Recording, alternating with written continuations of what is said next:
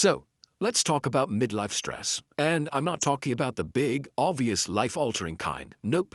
We're going to talk about the quiet signals, the sneaky ones. The little things that are so easy to brush off as just being busy or, just getting older.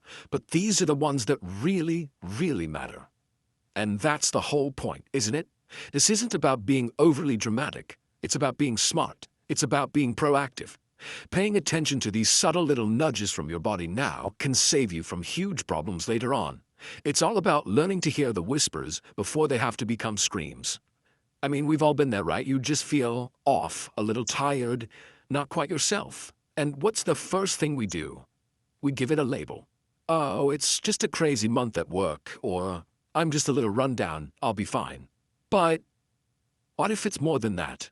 Let's look at a couple of feelings that might sound pretty familiar.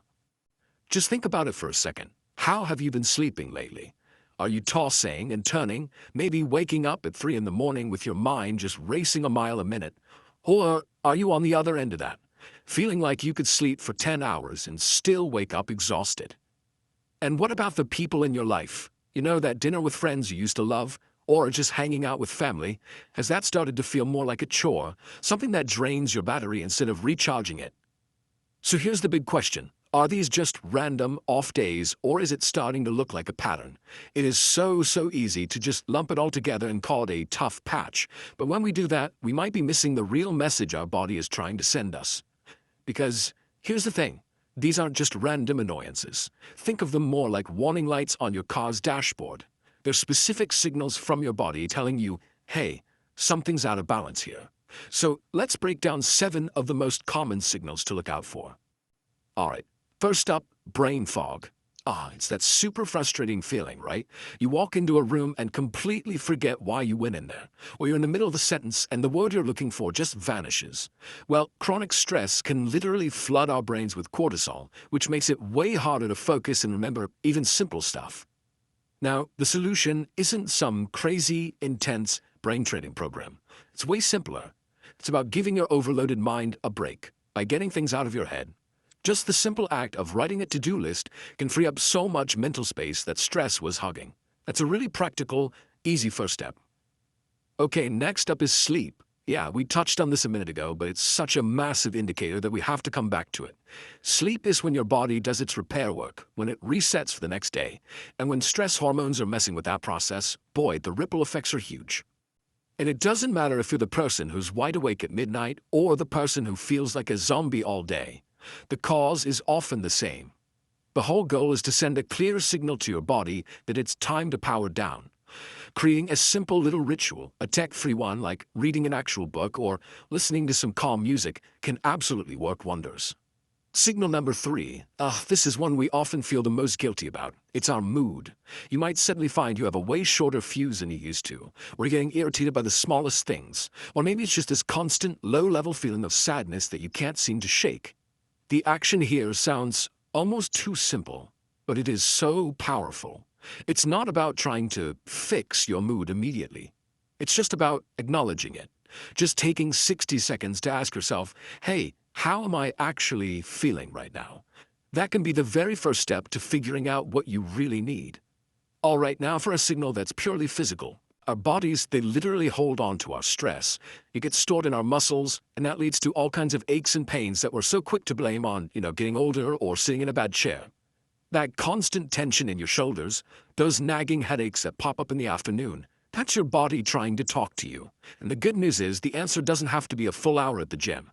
Seriously, just 10 minutes of stretching, a quick walk around the block, or even just dancing around your kitchen can be enough to start loosening that grip. This next one can be really alarming for a lot of people. When your body's under constant stress, it basically goes into survival mode. It starts rerouting energy and nutrients away from things it decides aren't essential for survival. And, well, hair growth is one of the first things to get put on the back burner. And here's a little heads up, a really key early indicator, maybe even before you notice more hair in the shower drain, is a change in the texture of your hair. If it starts to feel really dry or weak or brittle, that could be one of the first physical signs of what's going on inside. Stress can also start to mess with our connections to other people, which brings us to signal number 6, social withdrawal. This is when you start pulling back, retreating into your shell, not because you actually want to be alone, but because it feels like you have to, like you just don't have the energy for people. And it's such a tough cycle, isn't it? Stress makes you pull away, but then the loneliness can make you feel even more stressed. The action here is all about being gentle with yourself. This is not about forcing yourself to go to a big party. It's about scheduling a 15-minute phone call or a super quick coffee, just a small, manageable dose of connection. And finally, this seventh signal. This is the one that just leaves you feeling totally and completely run down. It's that feeling that you're catching every single cold that goes around the office or every little bug your kids bring home from school. Here's the bottom line. Chronic stress just tanks your immune system. It's that simple. And the solution, thankfully, is to get back to the absolute fundamentals. These three things, sleep, good food, and moving your body, they are the foundation of your body's entire defense system. Okay, so we've just walked through all 7 of those signals, and I know, seeing them all laid out like that can feel a little intense. But listen, the point here is not to cause worry. The point is to empower you. The point is to help you shift from just passively feeling bad to actively making a change. And this, right here, is the most hopeful and important message of all. These signals are not a life sentence. Honestly, awareness is the first and the hardest step. Just by listening to this, by recognizing yourself in some of these things, you have already started to turn the ship around. So, after hearing all this, I want you to take a quiet moment for yourself later today. Just ask yourself, what is my body trying to tell me? Which of these signals are ringing a bell for me right now? Because really, in the end, that's what this all comes down to. It's about tuning in instead of just trying to tune it all out. It's about treating yourself with the same compassion and attention you would give to someone you love. So pay attention. And please, look after yourself.